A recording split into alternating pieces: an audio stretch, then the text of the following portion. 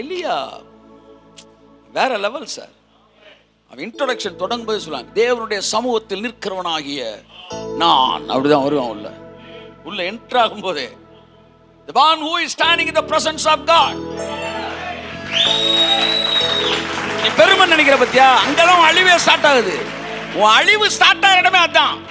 நீ இதை பெருமை பெருமை நினைச்சு இன்னும் போ.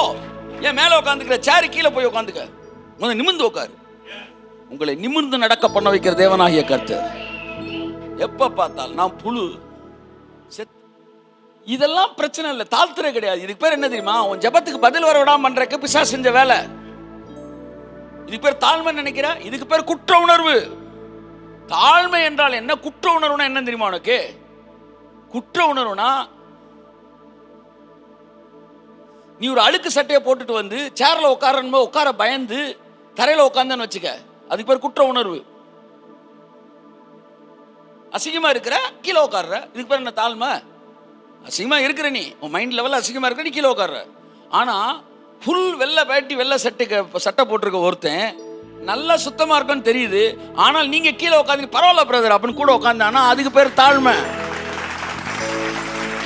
நீ பாவின்ற மனநோயோட உட்காந்துக்கிட்டு தாழ்மைன்னுகிட்டு இருக்கிற, அதுக்கு பேர் குற்ற உணர்வுடா. People must differentiate. குற்ற உணர்வுனா என்ன, தாழ்மை என்ன தெரியுமா? நீதிமான்ற உணர்வெல்லாம் இருந்து உன்னை விட தரத்தில் குறைந்தவர்களோடு கூட அமர்ந்து பேசுகிறாய் என்றாய், அதற்கு பேர் தாழ்மை.